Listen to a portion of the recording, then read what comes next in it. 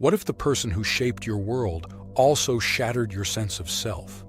What if love came with conditions, and being good enough was never quite enough? Growing up with a narcissistic parent doesn't always look like abuse. It often hides behind smiles, achievements, and perfectly framed family photos. But underneath it all, there's an emotional landscape full of confusion, shame, and a voice inside that never quite lets you feel safe or whole. This video isn't about labeling or blaming.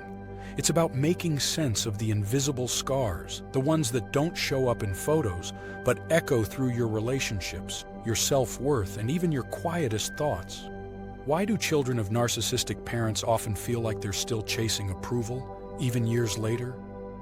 Why does guilt show up when you start setting boundaries? And how can something so subtle, so unspoken, affect so much? Not every narcissistic parent fits the stereotype of being loud, self-obsessed, or domineering. Some are charming. Others seem deeply caring to the outside world.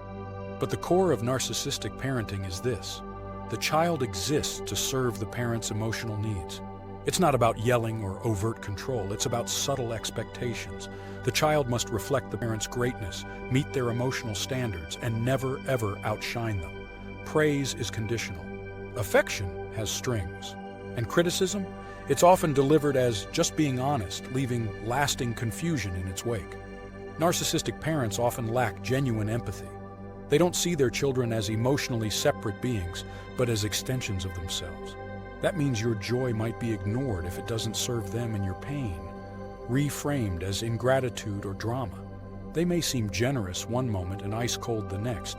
They might offer support, but only when it's on their terms. And if you ever challenge their behavior or set a boundary, you risk being guilt-tripped, shamed, or emotionally cut off. What's especially damaging is the emotional gaslighting. Children grow up second-guessing their feelings. They might be told, "You're too sensitive," or "That never happened," enough times that they start to believe it. And here's the painful irony. Many narcissistic parents don't even realize what they're doing. They may carry their own unresolved trauma, replaying a cycle they never learned to break. Over time, the child learns to adapt by shrinking. They become hyper-aware of others' emotions, constantly scanning for approval or rejection. They become the fixer, the achiever, the peacemaker.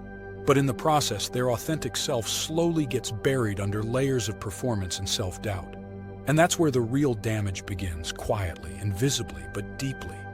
Imagine growing up in a home where your every move is being watched, not for safety, but for performance.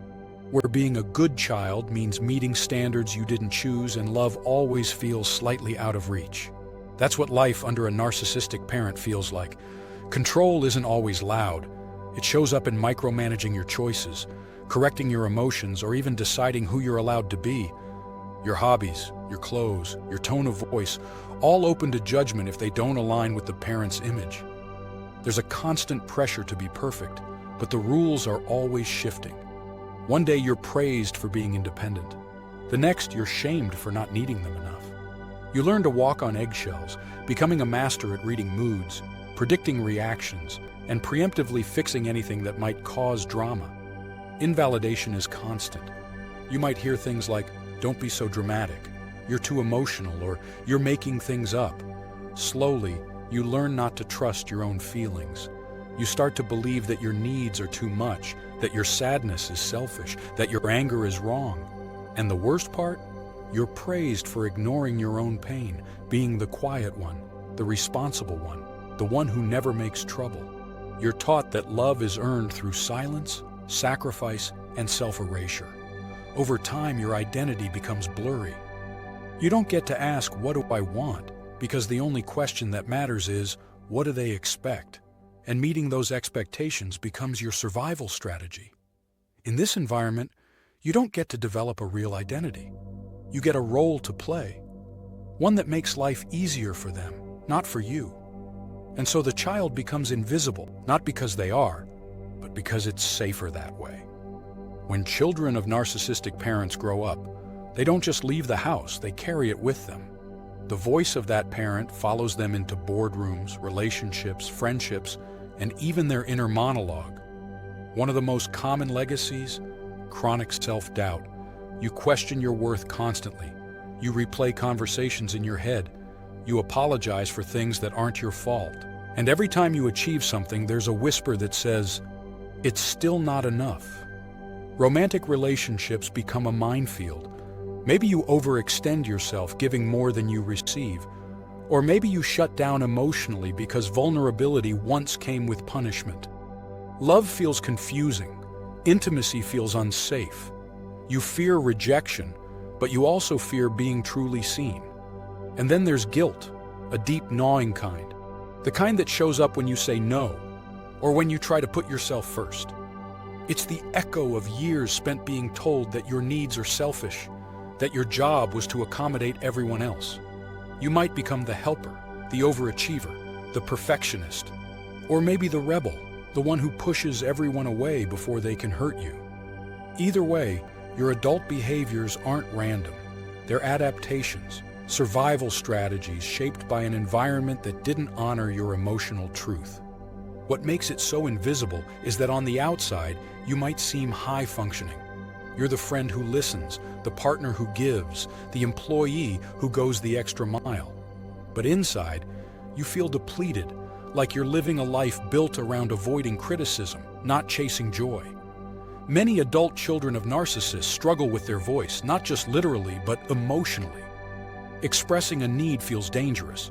Disagreeing feels like betrayal. You shrink yourself, second-guess yourself, censor yourself. The tragedy is, you've been taught to doubt your reality. So even when you feel something's wrong, you question whether you're just being dramatic.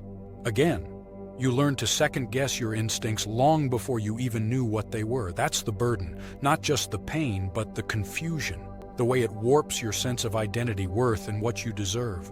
You were never allowed to take up space, and now, as an adult, claiming that space feels terrifying, but it's also where healing begins. One of the most painful things about growing up with a narcissistic parent is how long it takes to realize something was wrong. For years, maybe decades, you might believe your childhood was normal or even perfect. Why? Because narcissistic families are masters of image. To the outside world, everything looks fine, even admirable. These parents often know how to charm teachers, neighbors, even therapists. And you learn the unspoken rule. Never expose the cracks. You might tell yourself they did their best or other people had it worse. And sure, they might have, but minimizing your experience doesn't heal it. It hides it. And hiding it is exactly what you were trained to do. Another reason it's so hard to see is because the pain isn't loud. It's not always bruises or shouting. It's emotional absence, it's confusion. It's the sense that something always felt off, but you couldn't explain it. There's also guilt. Because the moment you start seeing clearly, you start grieving. You realize the love you received came with strings, that what you thought was discipline might have been control. Healing from narcissistic parenting doesn't begin with confrontation. It begins with awareness, quiet, personal, sometimes painful awareness. It's not about declaring someone bad. It's about finally telling the truth to yourself. The truth that your emotional needs weren't met, that your sense of self was shaped around someone else's fragility, that you weren't allowed to be whole, only useful, quiet, or impressive. The first step is recognizing the patterns. Maybe you've always dated people who needed saving, or maybe you feel responsible for everyone's feelings. These aren't just quirks. They're echoes of a childhood spent adapting to someone else's emotional chaos. And no, you don't need your parents' permission to feel hurt. You don't need their validation to start healing. You get to acknowledge what happened, even if they never will. That alone is an act of courage. From there, healing becomes possible. It might start with therapy, journaling, or reading books that help put your experience into words. It might be as simple as noticing when you say sorry for existing and pausing instead. You begin to realize how often you shrink, soften, or silence yourself, not because you want to, but because it's what you were trained to do. It also means reconnecting with your needs, maybe for the first time. Asking yourself, what do I feel? Or what do I want? And letting those answers matter. Giving yourself permission to matter. You begin building boundaries not to punish others, but to protect your peace. You realize you can disappoint someone and still be a good person.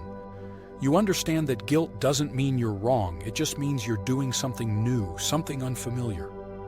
Healing also means grieving, not just the past, but the childhood you didn't get, the comfort, the safety, the unconditional love.